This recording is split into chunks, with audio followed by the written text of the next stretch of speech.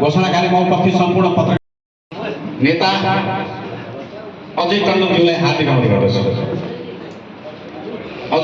कल्याणको कामना गर्दै आज यस सार्वजनिक प्रतिबद्धता पत्र घोषणा कार्यक्रममा अध्यक्षता ग्रहण गरिरहनुभएका हाम्रा आदरणीय कमरेड भास्कर काफ्लेज्यू, आजका प्रमुख अतिथि हाम्रा आदरणीय कमरेड शान्ति ढकालज्यू, आजका विशिष्ट अतिथि यस क्षेत्र का डायनेमिक लीडर तथा नेकपा एमाले का 2 नंबर प्रत्याशी मोहम्मद इश्तियाक राईज्यू लगायत मंचमा आसीन संपूर्ण हाम्रा अग्रज नेताहरू, पदाधिकारीहरू र हाम्रो निमन्त्रणालाई स्वीकार गरेर पाल्नुभएका सम्पूर्ण महानुभावज्यूहरू, नेताजीहरू, वार्ड अध्यक्षज्यूहरू, पत्रकार मित्रहरू सबैलाई मैले एकैचोटिमा सम्बोधन गरेँ र आफ्नो अमूल्य समय जुन हामीलाई प्रदान गर्नुभएको छ त्यसको लागि अमूल्य समय दिएर यहाँ उपस्थित भइदिनु भएको छ। त्यसमा सम्पूर्णलाई पुनः एकचोटि स्वागत गर्दै म आफ्नो स्वागत मन्तव्य यही अन्त गर्न चाहन्छु। धन्यवाद। केन्द्रीय मिटिङ त्यसपछि आएर अहिले हाम्रो यो क्षेत्र नम्बर 2 मा नगरपालिकाको घोषणापत्र अहिले हामी सार्वजनिक गर्ने नै छौँ। त्योभन्दा अगाडि छोटो 5 मिनटभित्रमा आफ्ना भनाइहरू राखिदिनका लागि नेकपा एमाले जिल्ला कमिटीका अध्यक्ष आदरणीय कमरेड वीर गुरुङज्यूलाई हार्दिक अनुरोध गर्दछु। पार्टी कार्यालय जलाए, पार्टीलाई मन पर्ने कोही बात छैन, तर आज नेपालगञ्जकै सेरोफेरो हेर्ने हो भने आज मालपोत जलेको छ, नापी शाखा जलेको छ, राजस्व जलेको छ, भन्सार जलेको छ, त्यस्तै नगरपालिका जलेको छ। यो आन्दोलनले कसले दुःख पायो भने बाँकेवासीले दुःख पाइरहेको छ। आज बाँकेवासीको एउटा लाल पूजाको श्रेष्ठता कायम गर्न जाँदा यहाँका नागरिकहरूले कति दुःख पाएका छ भन्ने कुरा हामीले बुझेका छौँ। एउटा नागरिकताको प्रतिनिधि निकाल्दा आज पुलिसबाट सरजमिन हुँदै, गाउँपालिकाको सिफारिस हुँदै कम्तीमा एउटा नेपाली नागरिकलाई आफ्नो प्रतिनिधि निकाल्नु पर्यो भने आज 15 दिन लाग्छ। त्यसकारण मेरो सबैलाई आग्रह छ, हामीले हाम्रो दलहरूले आन्दोलन चलाउँदा जनताको लागि नोक्सान नपरिकन हाम्रा मागहरू राख्न सकिन्छ। जति बेला उहाँले जिम्मेवारी पाउनुभएको छ त्यति बेलादेखि उहाँले पनि देखेका छौँ र त्यो कामबाट प्रष्ट भएको छ। पार्टीको तर्फबाट उम्मेदवार बनाइएको छ र सबै नेपाली सर्वमङ्गल फैलिएका मेची महाकाली, सहयोग ढुङ्गा फुलका हामी एउटै माला नेपाली, सर्वमङ्गल फैलिएका मेची महाकाली, प्रचल वीरहरूका रगत स्वतन्त्र र अचल, ज्ञान भूमि शान्ति भूमि तराई पहाड हिमाल, अखण्ड यो प्यारो हाम्रो मातृभूमि नेपाल, बहु जाति भाषा धर्म संस्कृति विशाल, अग्रगामी राष्ट्र हाम्रो जय जय नेपाल।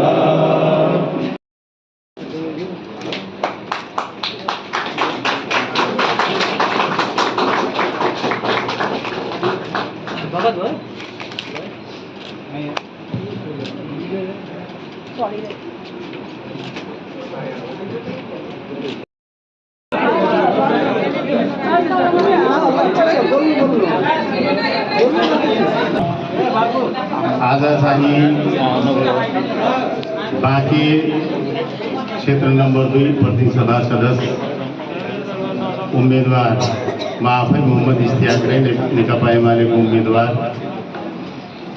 को प्रतिबद्धता पत्र, सार्वजनिक कार्यक्रमका सभाध्यक्षज्यू, प्रमुख अतिथिज्यू, केन्द्रीय सदस्यज्यूहरू लगायत पार्टीका सम्पूर्ण नेता साथी मित्रहरू र खास गरेर मलाई यो प्रतिबद्धता पत्र तयार पार्न विशेष सहयोग गर्नुहुने सम्पूर्ण महानुभावजनहरू र यस कार्यक्रममा उपस्थित पत्रकार साथीहरू, शुभेच्छुकहरू, शुभचिन्तकहरू सबैजनालाई मेरो सादर नमस्कार, अभिवादन। मैले माथिबाटै चाहिँ सुरुवात गर्नु चाहिँ खबरबाटै चाहिँ सुरुवात गर्न चाहन्छु। मैले खास गरेर चासोको विषय नै होला, उम्मेदवारले के ल्याउने होला, के चाहिँ भोलिको कार्यदिशा के होला, के गर्ने होला भन्ने त्यही एउटा संक्षेपमा मैले धेरै टाइम नलिएर तपाईहरूको माझमा यो प्रतिबद्धताका प्रमुख मुद्दाहरूमा राख्न चाहन्छु। उसको मेन चाहिँ माथिको स्लोगन छ, समृद्ध नेपालगञ्ज जुडुवा हाम्रो प्रतिबद्धता। दिगो विकास, सुशासन, रोजगारी सृजना र सामाजिक न्याय केन्द्रित हाम्रो प्रतिबद्धता नेपालगञ्ज जुडुवाको सुनिश्चित समृद्ध र सुखद अवसरयुक्त भविष्य निर्माणको मार्गचित्र हो। मोहम्मद इस्तियाक राई, प्रतिनिधि सभा सदस्य, उम्मेदवार नेकपा एमाले बाँके क्षेत्र नम्बर 2 पनि राखेको छु। आफ्नो चाहिँ यसमा खास गरेर त्यो सन्देश पनि म नेपालगञ्जका आदरणीय देवतुल्य आम मतदाता र सम्पूर्ण शुभचिन्तकहरूलाई म सुनाउन चाहन्छु। उम्मेदवारको सन्देश समुदायगत विविधता, निर्वाचन क्षेत्र नम्बर 2 बाँकेको महत्त्वपूर्ण परिचय हो। विविधताभित्र निहित एकताको भाव अनि खुशहाल जीवनको चाहले नै हामीलाई आपसमा बाँधेको छ। यही भाव र यही चाहलाई एकाकार गर्दै नीतिगत सुधार सहित नेपालगञ्ज र जुडुवामा विकास निर्माणको काममा रफ्तार बढाउनु हाम्रो प्राथमिकता हो। यो प्राथमिकतालाई कार्यान्वयन गर्दै आफ्नो समृद्धिको यात्रामा अघि बढ्न तत्पर छ नेपालगञ्ज र जुडुवा। यहाँको राजनीति सशक्त र राजनीतिक प्रभावशाली हुँदा मात्र समृद्धिको यात्रा सहज हुन्छ। हाम्रो सुदृढ राजनीतिक वर्चस्व, सामाजिक आर्थिक बदलाव, पूर्वाधार विकास, कानुन र नीति नियम निर्माण तथा त्यसको पालनामा हामी सदैव प्रतिबद्ध रहँदै आएका छौँ। केन्द्रीय राजनीति र सत्तामा यहाँका राजनीतिकहरूको प्रभाव र पहुँच भएका बखत प्राप्त उपलब्धि हाम्रा लागि शिक्षा हो, जसको मनन गर्दै फागुन 21 गते हुने प्रतिनिधि सभा सदस्यको निर्वाचनमा हामी नेपालगञ्ज र जुडुवावासीले विवेकपूर्ण निर्णय लिने नै छौँ। सहिष्णुता हाम्रा पहिचान हुन्, फरक पुस्ताबीच स्नेह र सम्मान हाम्रा संस्कार हुन्, तर यति बेला फरक सम्प्रदायका बीचमा फाटो ल्याउने र अन्तर्पुस्ता द्वन्द बढाउने षड्यन्त्रमूलक गतिविधिहरू हावी हुनु खोजिरहेको अवस्था छ। मुख्य गरी विद्यमान शासन व्यवस्थाका विरोधी र राष्ट्रिय स्वाधीनता कमजोर पार्न उद्यत रहेकाहरू यस्तो षड्यन्त्रमा संलग्न छन्। उनीहरूको उद्देश्य साम्प्रदायिकता र अन्तर्पुस्ता द्वन्द बढाउने तथा राष्ट्रियता कमजोर पार्ने हो भन्नेमा अब कुनै दुविधा रहेन। अतः यो निर्वाचन भनेको साम्प्रदायिक द्वन्द र वंश मचाउन चाहनेहरू तथा राष्ट्रियता र विकास निर्माणको प्रवर्धन चाहनेहरू बीचको लडाईँ पनि हो। यो महत्त्वपूर्ण घडीमा तपाईहरूको अन्तर्आत्माको आवाज सुनेर उपयुक्त निर्णय लिनुहुनेछ, हामी निश्चिन्त छौँ। विकास र सद्भाव बिथोल्ने कैयौँ षड्यन्त्रहरू नकाम पार्दै हामी अहिलेको अवस्थामा आइपुगेका हौँ। यस्ता षड्यन्त्रहरू नाकाम बनाउने सवालमा बाँके क्षेत्र नम्बर 2 ले उदाहरणीय इतिहास रच्दै आएको छ, जुन इतिहास आउँदो फागुन 21 गतेको निर्वाचन मार्फत पनि हामीले पुनः रचना गर्नु छ। विकास, एकता र सद्भावको मूल मन्त्र आत्मसात गर्दै समावेशी विकासको अवधारणा अनुसार निर्वाचन क्षेत्र नम्बर 2 बाँकेलाई समृद्ध र खुशहाल बनाउन हामी प्रतिबद्ध छौँ।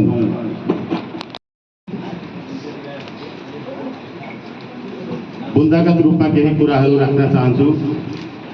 जसरी विकास निर्माण र समृद्धि केन्द्रित प्रतिबद्धता, त्यसको हामीले शीर्षक राखेका छौँ पूर्वाधार तथा शहरी विकास। आधुनिक क्रिकेट स्टेडियम निर्माण गरी क्रिकेटको केन्द्रका रूपमा नेपालगञ्जलाई पुनर्पहिचान दिइनेछ। नेपालगञ्ज रङशालामा फुटबल लगायत अन्य खेलहरूमा सुविधा थप्दै नेपालगञ्जलाई खेलकुद हब बनाउन पहल गरिनेछ। नेपालगञ्ज नयाँ दिल्ली सीधा हवाई उडान सञ्चालनलाई संरचनागत विकास एवं कूटनीतिक पहल गरिनेछ। नेपालगञ्ज चक्रपथ रिङ रोड आयोजना कार्यान्वयन गर्दै नेपालगञ्ज बीच समेटिएका साबिकका गाविसहरू समेट्ने बृहत चक्रपथको योजना अघि बढाइनेछ।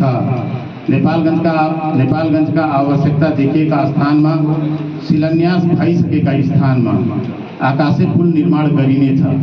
विगतमा मैले गर्दा 25 मिटरमा गरेको तर 21 मिटरमा उच्च अदालत नेपालगञ्जले स्टे अर्डर दिँदा त्यो कार्यान्वयन हुन नसकेको अब पुनः चाहिँ मेरो प्रतिबद्धता पत्रमा चाहिँ त्यो आकाशे पुलहरूलाई पुनः निर्माण गर्ने मैले प्रतिबद्धता यसमा दोहोऱ्याएको छु। कम्तीमा एउटा आधुनिक सुविधा सम्पन्न पार्क निर्माण गरी नमुना रमणीय स्थलका रूपमा विकास गरिनेछ। बाढी र डुबान नियन्त्रण गर्न राप्ती नदी डुडुवा 1, 2 बडा चोकरेली र पाजामा डुडुवा खोलाका आवश्यक ठाउँहरूमा तटबन्ध निर्माण गरिनेछ। सिक्दा सिँचाइ आयोजनालाई आगामी 5 वर्षभित्र सम्पन्न गरी नहर विस्तार गर्दै क्षेत्र नम्बर 2 मा समेत सिँचाइ पुर्याइनेछ। राप्ती नदीको पानी नेपालगञ्जमा पुर्याई गाउँ घरसम्म शुद्ध पिउने पानीको पहुँच सुनिश्चित गर्न पहल गरिनेछ। शहरी क्षेत्रका खाली जमिनमा बिरुवा रोपेर पर्वडीय सुधार गरिनेछ। बेतानी हुलिया चोकफेरी नरैनापुर जोड्ने सडक र आवश्यकता अनुसार पुलहरू निर्माण गरिनेछ। नेपालगञ्ज र डुडुवा क्षेत्रभित्र प्रदेश र स्थानीय सरकारसँगको समन्वयमा सडक विस्तार गरिनेछ। उद्योग कल कारखाना तथा आम उपभोक्ताले भोग्दै आएको विद्युत समस्याको दिगो समाधान खोजिनेछ। भौतिक मन्त्री हुँदा प्रक्रिया थालेको तर हाल रोकेको नेपालगञ्ज नरैनापुर दाम जोड्ने सडक निर्माणको पहल गरिनेछ। शहरी विकासलाई योजनाबद्ध रूपमा अघि बढाउन पहल गरिनेछ। व्यापारिक रोजगारी र विकास त्यसमा चाहिँ नौबस्ता औद्योगिक क्षेत्रलाई 5 वर्षभित्र निर्माण पूरा गरी पूर्ण रूपमा सञ्चालनमा ल्याउन पहल गरिनेछ। कूटनीति मार्फत आइसिपी एकीकृत भन्सार जाँच चौकीलाई सुक्खा बन्दरगाहका रूपमा विकास गर्न पहल गरिनेछ।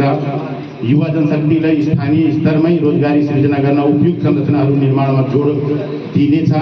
विदेशबाट फर्किएका रिटर्नीहरूलाई उनीहरूको सिप अनुसार रोजगारी उपलब्ध गराउने वातावरण बनाइने र रोजगारीका लागि सहुलियत पूर्ण ऋण उपलब्ध गराउन पहल गर्नेछ। कृषि उत्पादनका लागि वैश्विक बजार संरचना बनाउँदै बजारीकरण अन्य प्रभावकारी उपायहरू अवलम्बन गरिनुका साथै कृषि क्षेत्रमा हालको विद्युत महसुलमा थप सहुलियत सुनिश्चित गर्न पहल गरिनेछ।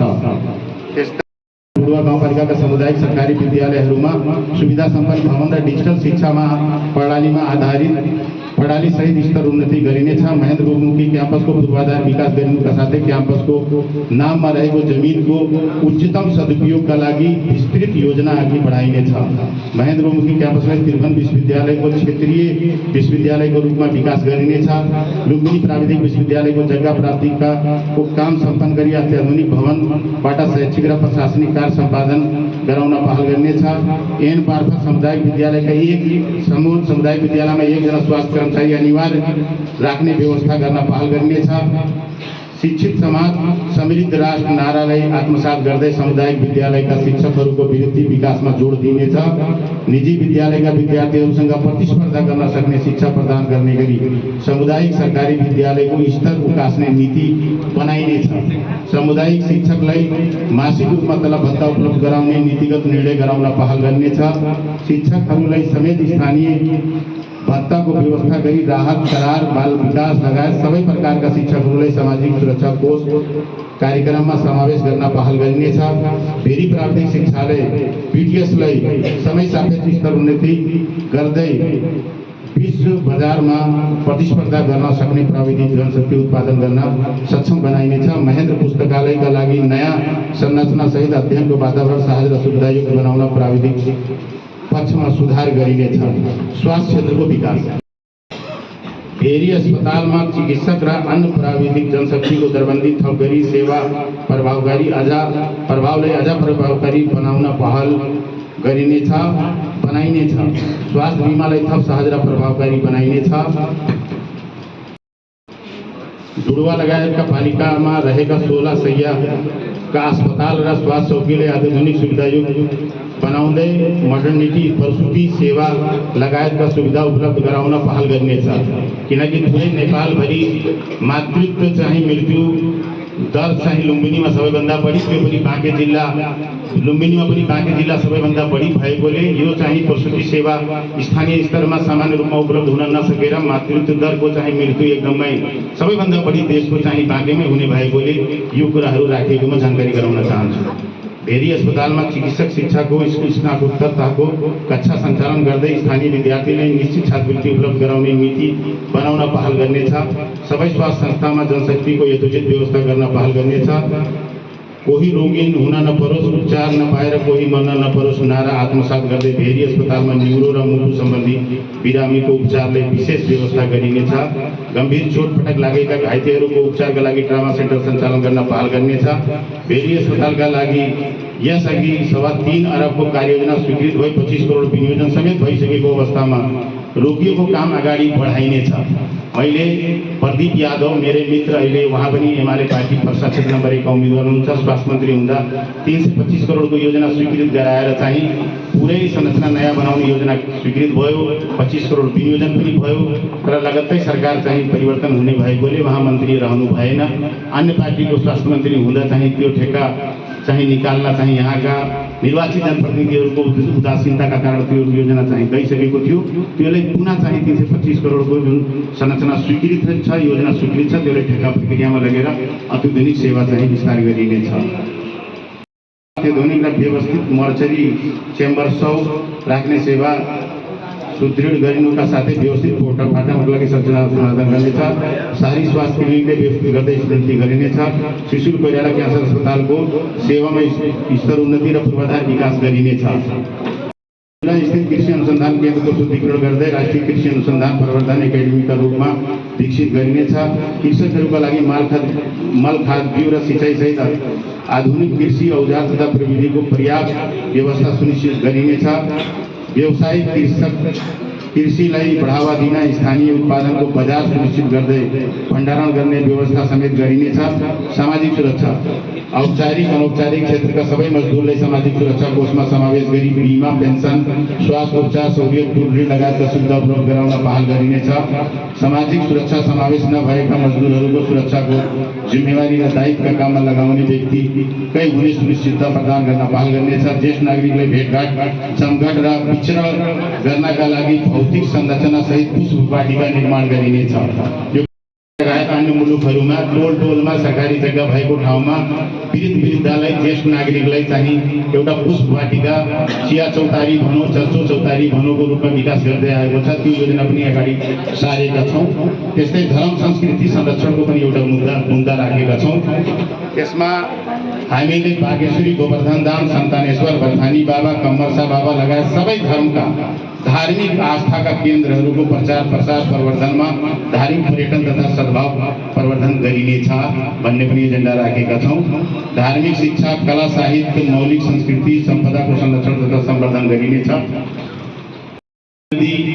सिधनिया घाटमा निर्माण गर्न लागेको वैकुण्ठ धाम सिधनिया घाटलाई पूर्णता दिइनेछ। नेपालगञ्ज र डुडुवा शिक्षा, स्वास्थ्य र सामाजिक लगायत विशिष्ट क्षेत्रको विकासमा महत्त्वपूर्ण योगदान पुर्याउने भएका व्यक्तित्व विभिन्न कालखण्डमा शहीदहरू तथा राष्ट्रिय ख्याति प्राप्त व्यक्तिहरूको सम्मानार्थ संरचना निर्माण गरिनेछ। राष्ट्रिय विभूति संपदक 60वां बहुआयामिक पार्क निर्माणको पहल गरिनेछ। पर्यटन विकास, पर्यटन प्रवर्धनका लागि आवश्यक पूर्वाधार विकासलाई प्राथमिकता दिँदै नेपालगञ्जमा पुनः नाथम कलेज सञ्चालनलाई ठोस पहल गरिनेछ। पर्यटन प्रहरीको व्यवस्था गरी सुरक्षित पर्यटन वातावरणको सिर्जना गर्नेछ। स्थलमार्ग हुँदै नेपाल आउने भारतीय पर्यटकहरूले विभिन्न जाँचका नाममा बेहोर्नुपर्ने झन्झट अन्त गरिनेछ। बाँके र बर्दिया राष्ट्रिय निकुञ्जमा पर्यटक आगमन बढाउन पर्यटकीय सेवा विस्तार गरिनेछ। बाँके र बर्दिया राष्ट्रिय निकुञ्ज हुँदै हुम्लाको हिल्सासम्म पर्यटन प्रवर्धन हेतु सडक मार्ग विस्तार गर्न पहल गरिनेछ। विकास पनि एउटा हामी मुद्दा राखेका छौँ। नयाँ पुस्ताले समेत उठाएको सुशासन कायम गर्न, भ्रष्टाचार युक्त सरकारी सेवाको माग पूरा गर्न पहल गर्नेछ। 9 लाइन अनलाइन सरकारी सेवा प्रणाली लागू गरी साहस सेवा प्रवाह सुनिश्चित गर्न पहल गरिनेछ। मालपोत सिरेस्ता बनाउन, बुझाउनु पर्ने प्रक्रियागत खर्च रोक्न, सेवा ग्राहीहरूलाई सरकारी तवरबाटै कानुन र प्रशासनिक सहयोग उपलब्ध गराउने सरकारी बैंक स्थापना गर्न पहल गरिनेछ। अहिले चाहिँ जुन यो जेन्जी आन्दोलनका क्रममा मालपोत कार्यालयमा आगजनी भएको कारणले आम नागरिकले सेवा शुल्कको आधारमा सरकारी होइन त्यो चाहिँ अब नजानेका नपढे लेखेका चाहिँ व्यक्तिहरूबाट चाहिँ लिखनदार वकिलहरूलाई 3000 5000 6000 तिर्नुपर्ने मुक्तिका लागि मैले खास गरेर सरकारी हेल्प डेस्क नै स्थापना गरेर निःशुल्क सेवा प्रदान गर्नुपर्छ भन्ने यो बुँदा मैले समेटिएका छौँ। यस्तै सामाजिक न्याय र समावेशी विकास पनि राखेका छौँ। महिलाको सशक्तिकरणका लागि विशेष कार्यक्रम सञ्चालन गरिनेछ। विधवा तथा एकल महिलालाई सिप विकास र रोजगारीमा जोड्ने तथा प्रविधिमूलक आरक्षण सहित विशेष सामाजिक सुरक्षा व्यवस्था गर्न पहल गरिनेछ। व्यवस्थित बसोबास भूमिहीन सुकुम्बासी वर्षौंदेखि उपयोग गर्दै आएको जग्गाको लालपुर्जा प्राप्त गर्न नसकेका तथा अवस्थित बसोबासीको यथोचित व्यवस्थापन गरिनेछ। राष्ट्रिय निकुञ्ज आसपासका बस्तीहरूमा जङ्गली जनावरहरूबाट खेतीबारीमा हुने नोक्सानी तथा मानवीय क्षति रोक्न प्रभावकारी सुरक्षाका कार्यक्रमहरू सञ्चालन गर्न पहल गरिनेछ। एउटा नारा पनि यसमा राखेका छौँ, विकास काममा रोजगारी सुशासन र सामाजिक न्यायका साथ अगाडि बढ्न हामी प्रतिबद्ध छौँ। अन्तमा नीतिगत सुधार सम्बन्धी पनि एउटा चाहिँ हामीले एजेन्डा 2 3 वटा कालम राखेका छौँ। नेपालगञ्ज र डुडुवा क्षेत्रको गरिबी अशिक्षा सामाजिक विभाजन र असुरक्षा अन्त गर्दै समावेशी र सब समाज निर्माणार्थ हामी नीतिगत सुधार गर्न प्रतिबद्ध छौँ। गरिबी न्यूनीकरण र मानव विकास अति विपन्न परिवार पहिचान गरी लक्षित राहत सिपमूलक तालिम र आयोजन कार्यक्रम सञ्चालन नार्थ नीति तर्जुमा गरिनेछ। गरिब बालबालिकाका लागि निःशुल्क गुणस्तरीय शिक्षा पोषण र स्वास्थ्य उपचारको सुनिश्चित गर्न नीति तर्जुमा गरिनेछ। सामुदायिक स्वास्थ्य केन्द्रहरूको स्तरोन्नति विशेषज्ञ सेवा विस्तार गर्ने नीति तर्जुमा गरिनेछ। राष्ट्रिय निकुञ्जसँग जोडिएका गाउँ बस्तीका जनताको सुरक्षा नीतिगत सुधारको पहल गरिनेछ। शिक्षा र सामाजिक जागरण यस साक्षरता तथा निरक्षरता उन्मूलन अभियानमा सञ्चालना नीति तर्जुमा गरिनेछ। सामुदायिक स्तरमा नागरिक शिक्षा महिला चेतना र युवा नेतृत्व विकास कार्यक्रम सञ्चालन नार्थ नीति तर्जुमा गर्नेछ। विद्यालय समुदाय साझेदारी मार्फत शैक्षिक गुणस्तर सुधार अभियानको नीति तर्जुमा गरिनेछ। धार्मिक सद्भाव र सामाजिक एकता भन्ने पनि एउटा चाहिँ कलम राखेका छौँ। हामीले खास गरेर अन्तर धार्मिक संवाद सहिष्णुता र सद्भाव प्रवर्धन कार्यक्रम सञ्चालनार्थ नीतिगत व्यवस्था गरिनेछ।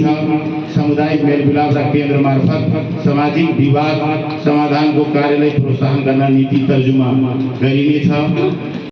शहरी व्यवस्थापन र आर्थिक अवसर धार्मिक सांस्कृतिक र सीमावर्ती पर्यटक प्रवर्धनका लागि विशेष नीति बनाइनेछ। जौनहा नाकामा भारतीय पर्यटक मैत्री सेवा सूचना केन्द्र सुरक्षित वातावरण सुरक्षित गर्ने नीति तर्जुमा गरिनेछ।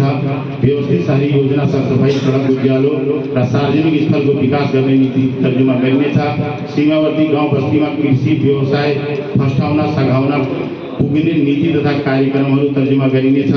युवा उद्यमीहरूको लागि बिना धितो शून्य ब्याज दरमा ऋण उपलब्ध गराउने नीति तर्जुमा गर्न पहल गरिनेछ। एउटा कलम अन्तमा राखेका छौँ हामीले लागु औषध नियन्त्रण र सुरक्षित समाज। यसका लागि हामीले लागु औषध दुरुपयोग नियन्त्रणका लागि कडा कानुनी कार्यान्वयन र सीमा निगरानी सुदृढीकरणको नीति तर्जुमा गरिनेछ। पुनर्स्थापना केन्द्रहरू उद्धार गर्ने परामर्श सेवा र युवा मैत्री खेल संस्कृतिका लागि नीतिगत व्यवस्था तथा उपलब्ध नीतिहरूको प्रभावकारी कार्यान्वयन गर्नेछ। खास गरेर अहिले यो बाँके जिल्ला युवा दुर्व्यसनीहरूको एउटा चाहिँ धेरै वात्तै बढिरहेको अवस्था रहेकोले राज्यको एकदमै न्यून चाहिँ बजेटहरू न्यून चाहिँ साकार भएकोले त्यस्ता चाहिँ हामीले पुनर्स्थापना केन्द्रहरूलाई व्यवस्थित बनाउने उद्धारलाई तीव्र बनाउने कडा कानुनी व्यवस्था गर्ने परामर्श केन्द्र र युवा मैत्री वातावरण बनाउने जसले कि योलाई हामीले रोकथाम र नियन्त्रण गर्न सकौँ। र अन्तमा विद्यालय तथा समुदायमा नियमित सचेतना र अभियान सञ्चालनको नीति तर्जुमा गरिनेछ। र अन्तमा एउटा चाहिँ मेरो अपिल खास गरेर यहाँका देवतुल्य आम मतदातालाई आदरणीय व्यक्तित्वहरू मार्फत यहाँका पत्रकार अग्रजहरू मार्फत मैले के भन्न चाहन्छु भने यी माथिका एजेन्डाहरू मार्फत मैले चाहिँ भोलिको दिनमा लिने दिशा लिने नीति गरिने प्रतिबद्धता मेरो यही प्रतिबद्धताका साथ चुनाव चिन्ह सुरुमा गरौँ मतदान बाँके 2 को विकासमा गरौँ योगदान। धन्यवाद।